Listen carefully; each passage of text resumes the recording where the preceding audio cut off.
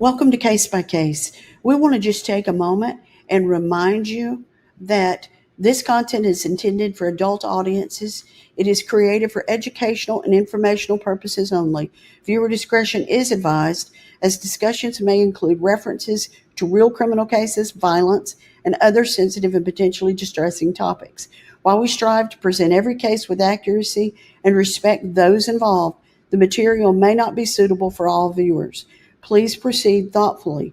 And remember, if you need to take a step back, if you find something that concerns you, if you find it to be triggering and you need to take a step back, please do. You can join us whenever you're ready to come back. We'll leave the light on.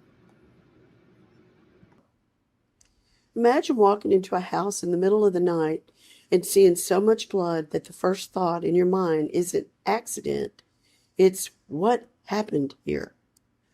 Not because you already believe a crime was committed, and not because you're suspicious, but because the scene itself demands some sort of explanation, and what you're seeing doesn't make sense. That's what police walked into a little after 2:40 a.m. on December 9th, 2001, inside a home in Durham, North Carolina. At the bottom of a narrow staircase lay a woman named Kathleen Peterson.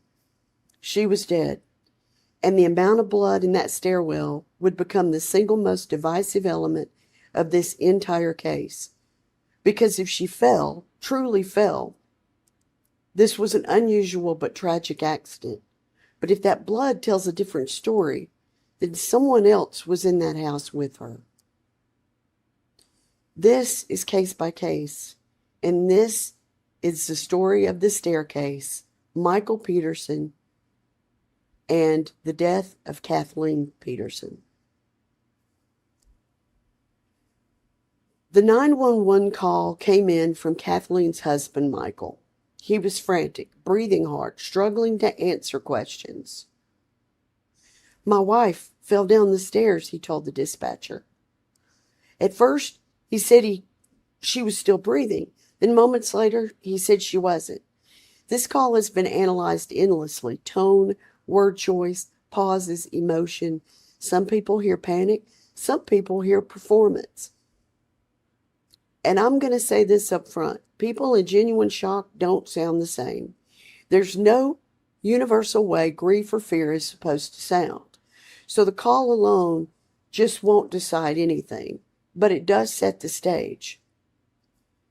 Now, I want you to put yourself in the shoes of someone who is innocent of harming another person, and you walk upon a loved one who's died. You don't know what happened. You call 911. Do you know for sure how you would sound? Do you know for sure that you would sound like you had it all together? Or would you have the right amount of crying? Just exactly what do we expect when a person calls 911? Because you see it all over in these cases. We love to dissect the 911 call. He didn't sound genuine. She sounded like she wasn't crying. Oh, she sounded broken up.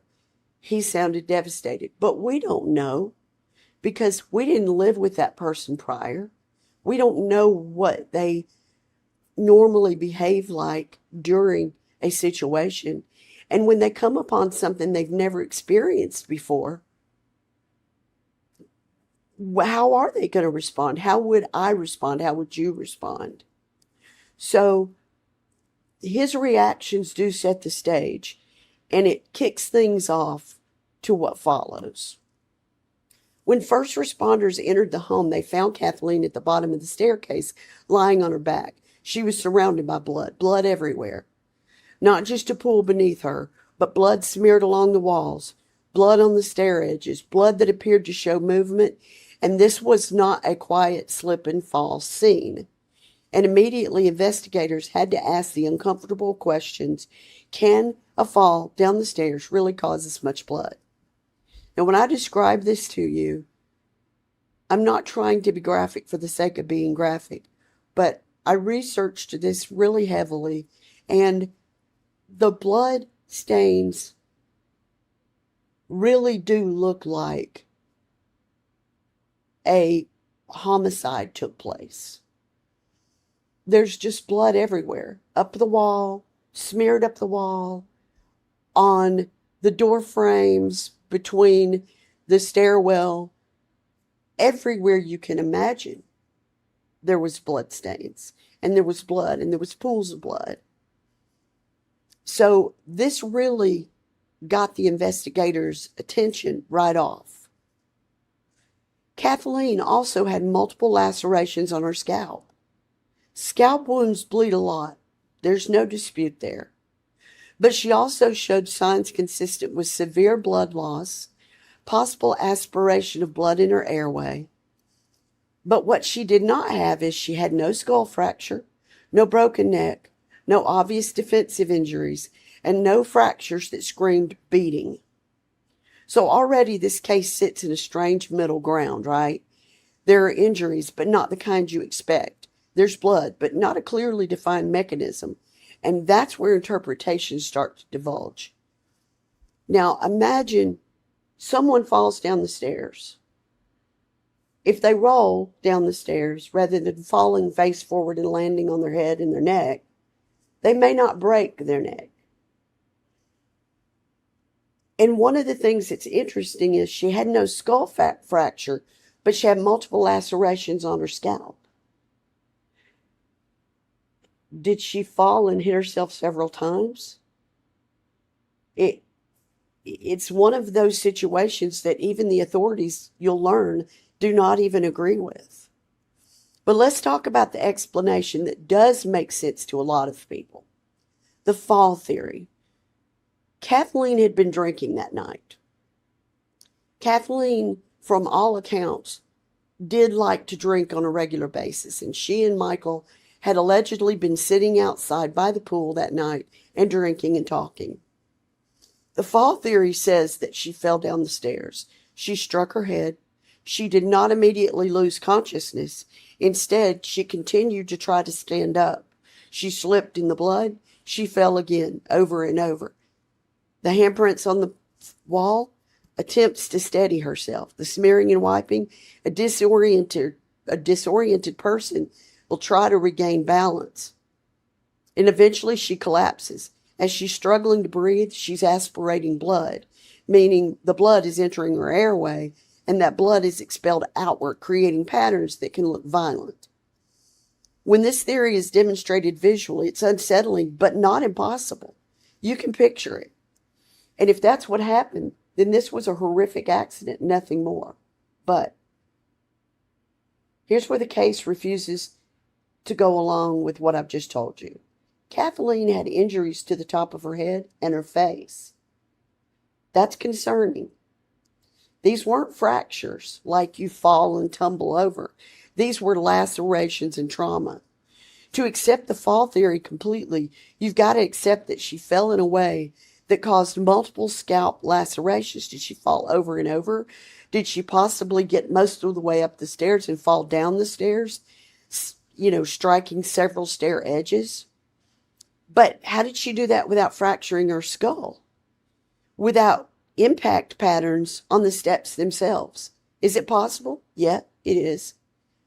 Is it common? No. And this is where people start to split off.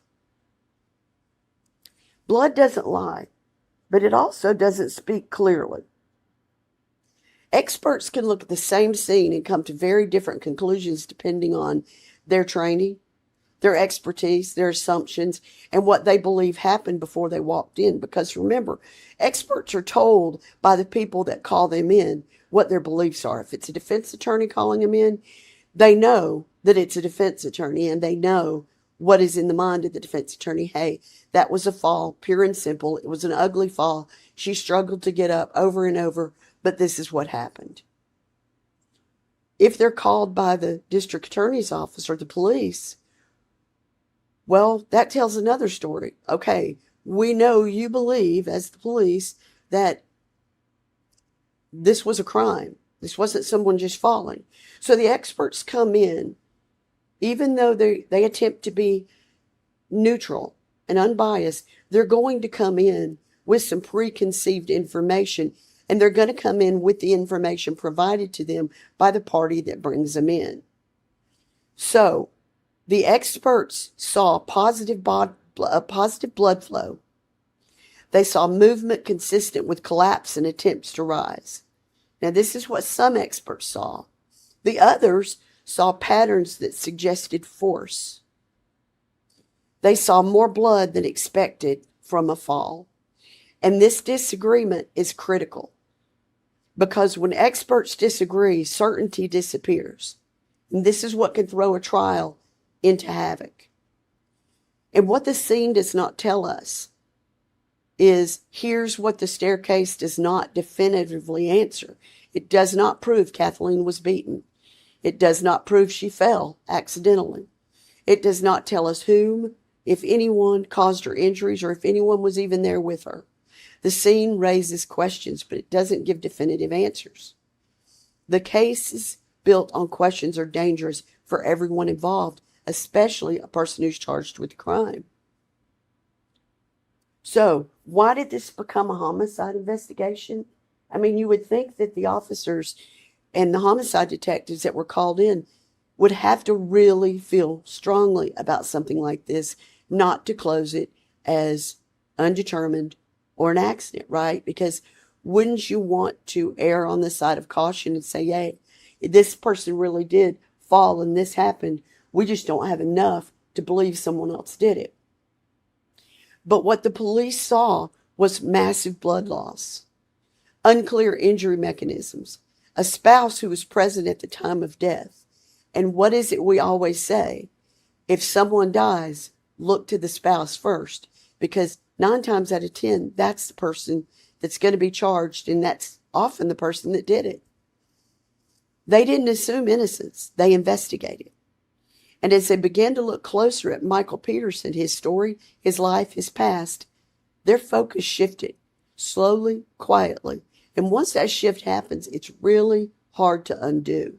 We've seen this in case after case after case. Someone gets locked in on a suspect. Someone locks in on Richard Allen. Boom. Now we're going to tie everything we can to Richard Allen.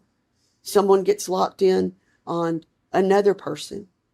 We're going to lock everything we can into that person. It is a form of tunnel vision. It doesn't mean the person's innocent. In this case, it doesn't mean Michael Peterson's innocent. But it is hard to overcome it once the investigators have decided you're the path they're going down. Now, I want to pause for a second because right now nothing's proven.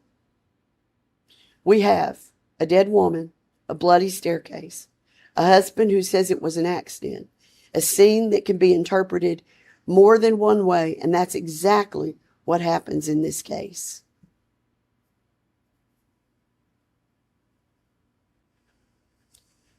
So at this point, we've got a woman who's died at the bottom of the staircase, or she's dead at the bottom of the staircase. We've got a scene that doesn't quite explain itself, and a husband who says it was a tragic accident. Now remember, when investigators are looking into a crime scene to determine if it was an accident or an actual crime, one of the things they're going to really tune into is every word that a person says. The person that found the body is going to be under intense scrutiny. And if that person says, no, she was still breathing, and then a couple minutes later or an hour later, they say, no, she wasn't breathing, they're going to really be looking at facts in the evidence that can prove or disprove which way that was. You know, do we have a situation where the husband says she was breathing and maybe he thought she was, or maybe she was breathing and those were her last breaths? But then do we look at the facts and we realize, wait a minute, there's no way she could have been breathing during the 911 call because she's been laying there for hours? So these are some of the things that we're going to examine. And the question becomes, if this wasn't an accident, what would have had to have happened for this? And if it was an accident, why does it look the way it does? The investigators did what they always do. They started pulling the thread backward. So we're going to talk about Michael Peterson for a minute. Michael Peterson was a writer. That part is true, but it's a little bit misleading as well. He wasn't a struggling artist living hand to mouth, but he also wasn't producing steady income. So we're not talking about a prolific writer like a Stephen King here who puts out book after book after book after book on a consistent basis and makes a strong career in writing for themselves. His books were not coming out one right after another, and royalties were inconsistent. This put a lot of pressure on his wife, Kathleen. Michael was intelligent. He was articulate. He was very politically opinionated, and he was confident. Many times people described him as charming. Others said he's arrogant. Some loved him, some hated him. But those descriptions they matter because once police start suspecting someone, personality traits start really getting reframed as motive indicators. Confidence becomes arrogant. Calm becomes coldness. Intelligence becomes manipulation. I want to be careful here because those shifts don't prove anything. They just prove how narratives form. There's this old saying that I've heard for most of my adult life that perception becomes reality. It's easy for us to say, well, I don't care what that person thinks. But what a group of people, a body of people, especially investigators, believe will shift over from their perspective to reality. Because as they start to communicate that outward, other people take it as fact, and then it's grown on its own and it's become its own reality. These kind of cases, like this one, is exactly how that happens. Officers think something nefarious happened. They don't buy the story that they're given, and that is their perception. They hold true to that. They go and they form more facts to fill in the pieces, and they run with that story. They go to the DA. The DA says, yeah, I see that clearly. Because remember, the DA's not looking at it from when the crime first, they were called out. They're looking at it after the investigators have done some investigating and have gone back to them and told them, hey, these are where the facts are. We think we got a case against this guy. What do you think? So understand when we're talking through these that just because someone says this happened, in all of these kinds of cases, perspectives and perceptions become reality. So now we're going to talk about Kathleen. Kathleen was known as the stabilizer in the family. She was the financial anchor of the household. She was also the emotional anchor. She worked as a telecommunications executive, and she earned significantly more than Michael. By 2001, she was making well into six figures, and they were living well, but it was a majority of her finances that was doing that. She was organized, she was structured, she was responsible, and by multiple accounts, she really loved Michael. But love doesn't mean there's no stress. You can be a couple that loves one another dearly. But when stressors come about, whether they're internal stressors, dynamics within the family, members not getting along, or external stressors, finances not lining up, bills are a little bit more than you planned on, someone loses their job, you're down to one household earner. Those things really do mean stress, and it doesn't make a difference whether you love the person or not. Stress will often break apart a couple that deeply loves one another. And when they look back later, they can see that they never stopped loving one another. They just didn't know how to deal with the stress. This wasn't a marriage exploding in public arguments, though. This was a quiet. This was something happening in an undercurrent quietly. Kathleen had reportedly confided in family members that she felt pressure, especially around money and the money that was being spent on Michael's adult children. Not resentment towards the kids themselves, but frustration. She was often footing the bill for that. Again, this doesn't equal motive. Plenty of marriages survive financial imbalance. And in homicide cases, investigators don't ignore it, they log it, and they start looking into it. Now let's talk about the family dynamics a little bit. Michael had two biological sons from a previous marriage, Todd and Clayton. They were grown. Two adopted daughters, Margaret and Martha. They were grown. Kathleen had one biological daughter, Caitlin, grown. The adopted daughters are important because their biological mother, Elizabeth Ratliff, died years earlier in Germany, and her death would later be pulled into this case in a way that dramatically changes everything. But at the time of Kathleen's death, this was a family that appeared close. The kids all referred to Michael and Kathleen Dad and Mom. There was no obvious fracture, and this complicates everything. The kids, although they were a blended and mixed family, they got along. They fought like siblings. They loved one another like siblings. They took care of one another. They communicated. They communicated with Mom and Dad. They all got together regularly on holidays. This was not a fractured appearing family. Now, Michael maintains that he and Kathleen had been drinking wine by the pool. Kathleen went inside first because she said she had some business things for the next morning's meetings that she had to attend to. He stayed outside. When he came in, he found her at the bottom of the stairs. Investigators wanted to know how long was she alone, how much wine had been consumed, how much did you drink, how much did she drink. Why was there no clear sign of slipping near the stairs? And none of these questions prove anything, but each one introduces uncertainty. So the forensic experts get called in, and this is where things really get divided. This case becomes famous not because expert agreed, but because they didn't. And these are some big name investigators, big name experts. Some of the experts said that the blood patterns could be explained by a fall. The lacerations on the scalp were consistent with impact injuries. Aspiration was easily explained outward as outward blood distribution. You know, she was struggling to breathe and it was blowing outward. Others testified that the blood was just too much. It was too much of it, and it wasn't in the places it should have been. The lacerations were inconsistent with a simple fall, and the patterns suggested force.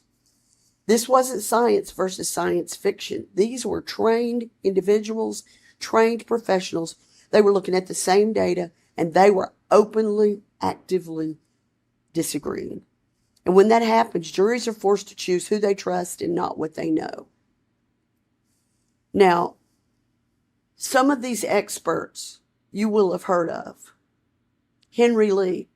Henry Lee has been involved in accident and blood analysis in just about every case that is a huge case.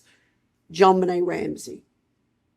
He was involved in the deaths of Nicole Simpson and Ronald Goldman. He's been involved in so many cases that his name was known to just about anyone associated with the case.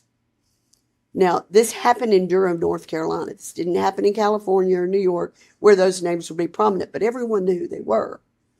In addition, there were other experts that came on, and they were also well known. So we're not talking about, a Henry Lee disagreeing with another expert that's unknown. These were top of the line people. Now, I will say many times Henry Lee has gotten a reputation of being just a hired expert.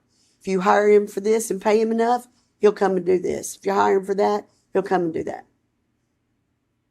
I don't know if that's the case or not, but I know that at one point he was one of the very top experts, and it was very difficult to get him on a case.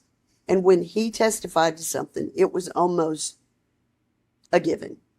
I don't know where that changed, but if you do research, you will find what I found, and that is a lot of people questioning him where they didn't question him before. So the investigators dug into Michael's past as well, because they wanted to find out, what is this man like? Who is he? And what they found were a couple of things. Number one, they found that years earlier in Germany, a close friend of Michael's, Elizabeth Ratliff, had been found dead at the bottom of a staircase. And at the time, her death was ruled a cerebral hemorrhage. No charges, no suspicions. But now, with Kathleen dead in a similar position, investigators said, we got to reopen that. And suddenly, coincidence entered into the conversation. But people tended to split emotionally. Some said 2 women, 2 staircases, same man. Nope, that's not a coincidence. Others said rare things do happen twice, especially across decades. Both statements can be true. What matters is whether similarity equals causation. And that's not something evidence always answers clearly. So while we've got these 2 theories, one that she fell and one that something nefarious happened that led to her death, we've also got a third theory that we've got to talk about. We've got to talk about the theory that people love to laugh at, the owl theory. Now, I'm going to say right up front, there are several people that are attorneys, both prosecutors and defense, that believe this theory is very possible and could have happened. The idea is that Kathleen was on her way from the pool house that night and was attacked by an owl outside the house, sustaining the scalp injuries, ran inside disoriented and bleeding, and fell down the stairs. At first glance, you're thinking, that is absolutely absurd. But let me just tell you a couple of things. I live in the South. I've spent a lot of time in North Carolina, although that's not the state in the South I live in. There are a lot of owls in the South, the southern United States. We have them in our backyard. I've seen them in North Carolina, South Carolina, Tennessee, Florida. I've seen owls, but where I live, I regularly hear them in my yard, in my backyard, in the trees. While they're one of my very favorite birds of prey, they can be aggressive and they can attack. It is a very rare situation, but an owl is a predator at night. They use night vision to attack small animals, rodents, things like that. I don't know if you've heard of the stories that really happened of bats at night swooping down and hitting people in the head because their radar indicated that something was moving, and that's what they latched into. That's a true story. That really does happen. Owls are not as often as that situation, but from what I researched, if they do hit something when they're on their landing, those claws will make very deep scratches, and they look like lacerations. Those are the factual information points that I've researched and know about. Now let me tell you, as it pertains to this case, there were microscopic owl feathers found. There were puncture-like injuries that were consistent with talons. They called in experts and they all agreed that. The area had a known owl population, including in their yard. Kathleen had defensive-type wounds on her hands. Now, that doesn't mean an owl killed her. But does it introduce yet another plausible explanation or unexplained injuries? It's possible. The defense did several tests where they yelled from the point where they believed that she could have been hit in the head by this owl and run into the house, and Michael would not have heard her. He wouldn't have heard her over the water, at the pool, and the outdoor noises. Because again, if you've ever spent any time outdoors in the South, the crickets and all of the frogs and nighttime noises are sometimes so loud you can't hear yourself talking among a couple of people. So it's possible something happened. She tripped. She tried to go upstairs. She was disoriented. She'd been drinking. She slipped and she fell. It is a possibility. But that's all this case ever gives us is possibilities. But by the time this went to trial, and it did go to trial, jurors weren't just weighing evidence. They were weighing stories. They were looking at a loving husband, a strained marriage, a bloody staircase, a past death, conflicting experts. And trials don't just decide facts, they decide narratives. Now, I want to talk to you a little bit about some other things that they found out about Michael. And in 2001, this was probably a bigger story than it would have been today. But in the course of investigating, they found out that Michael was having regular sexual liaisons with men outside his marriage, and that Kathleen may or may not have known. So the state's theory is that Kathleen came in to work on something to prepare for the next day's meeting, and on the computer, which is where they found this material, she came across these images of men in the nude and in sexual positions that belonged clearly to Michael, because it was on Michael's computer where he had logged in.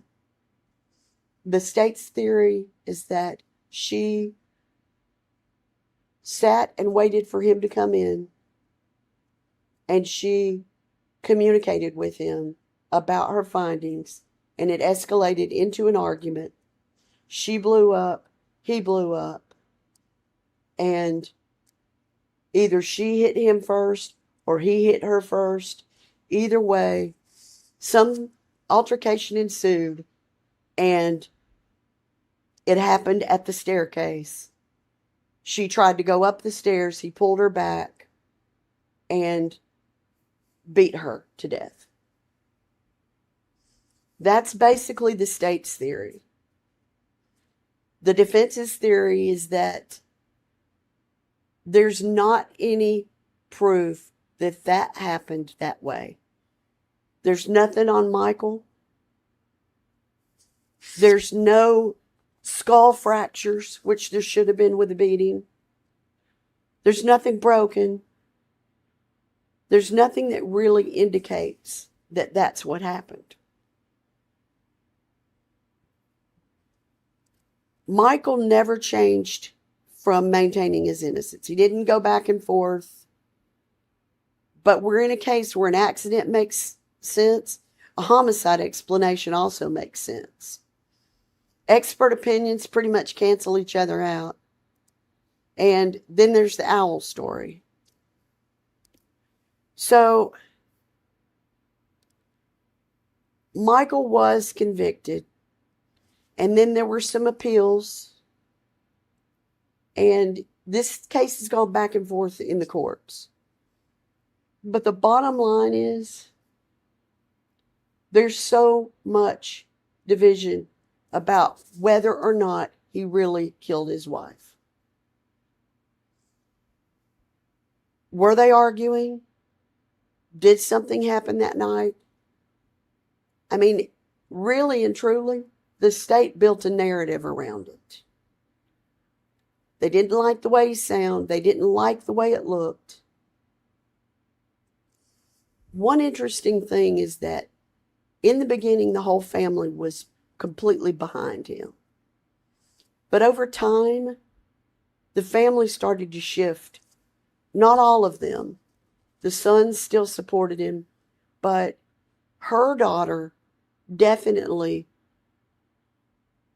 believed that he did it. Now, there were some pieces in evidence that were questionable, but tended to lean more towards Michael committing the crime. One is that there was a shoe print that was found, I believe, on her leg. which indicated he stepped on her. But it also could indicate that he went to help her up, went to see what was going on, and slipped himself. You know, I'm interested in the chat over in the Facebook group where we discuss these cases. I'm interested to see what you think about this. Because this really is one of those cases that I would have had a hard time as a juror. I don't know. Michael's personality very probably helped convict him. He did appear to be arrogant. If you watch the documentaries, if you watch the stories about him, the interviews, he seemed arrogant. He really wanted to testify, and at the last minute he didn't because his attorneys spoke to him and said, there's no good that's going to come from you testifying. So I'd like to hear what you think, but I wanted to bring this case to you because it's such an interesting case, and it's really difficult. I sat down with my husband to watch this years ago when all of this happened first when the first documentary was done. And before we ever even got into real evidence, my husband saw the way she was laying, saw the crime scene images they showed, and immediately said, yeah, he did it.